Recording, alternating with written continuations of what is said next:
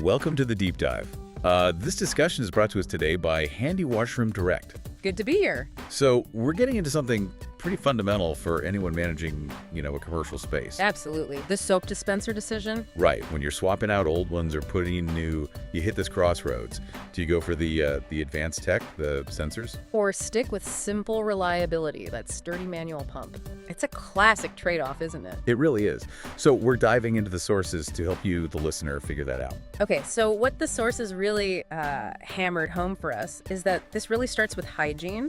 That's priority number one. Makes sense. The huge plus for automatic dispensers, touch-free. Completely. It's sensor-based, so nobody's touching the same surface. Which cuts down germ transfer massively. Significantly. And that's why, in places like hospitals, restaurants, busy offices, they're almost essential now. High traffic means high risk. Yeah, and conversely, the manual pump, well, that's its weak spot. Yeah. You have to push it. Everyone pushes it. Yeah. That direct contact point just ramps up the potential for cross-contamination. It does. And with manual, how clean it stays really depends on, well, how often and how well the staff clean it. Which, in a busy public restroom, can be, let's be honest, a bit of a gamble. Yeah. You need super strict cleaning protocols. That risk is definitely real.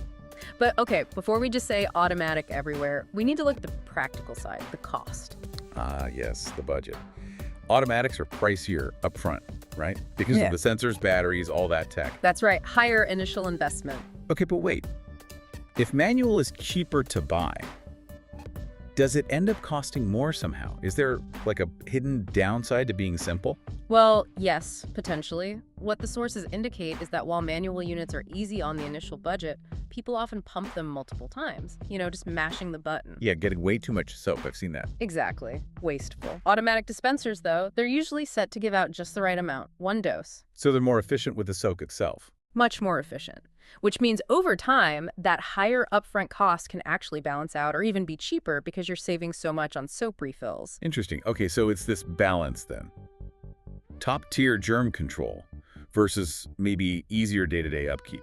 That's a big part of it, because automatic models do need more attention sometimes. You've got battery changes, occasional sensor cleaning. And those fancy parts can wear out or break eventually, I suppose.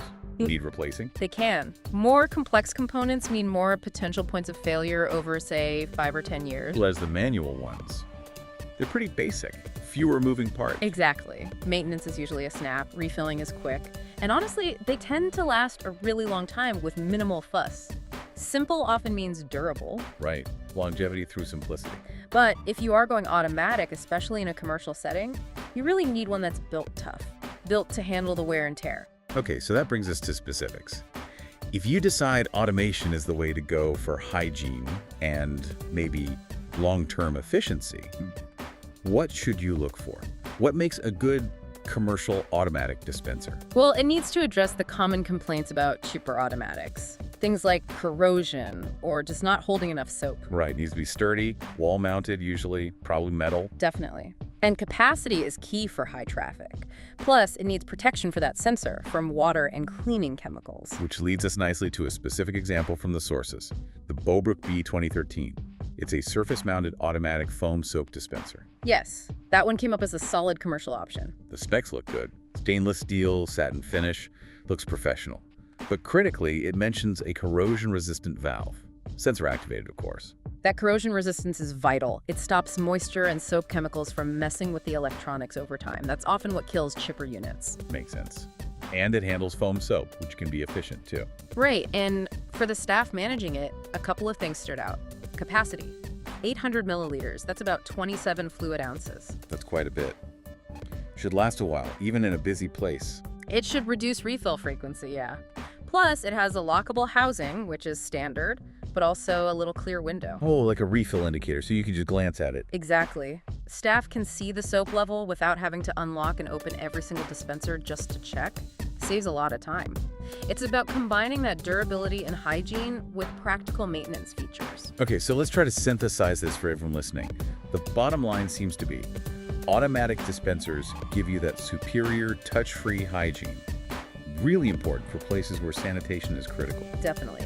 And potentially better soap efficiency long-term. They're the premium choice for high-traffic, high-risk areas. But manual options, they're still solid. Budget-friendly upfront, super easy to maintain, very durable, maybe better for smaller offices, less busy spots, or where budget is the absolute top priority.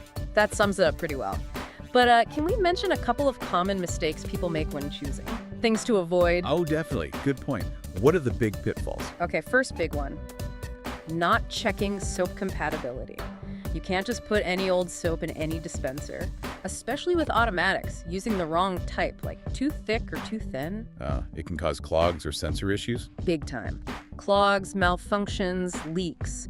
You need to match the soap to the dispenser type, liquid, foam, whatever it's designed for. Right, crucial detail. What's the second mistake? Underestimating capacity needs.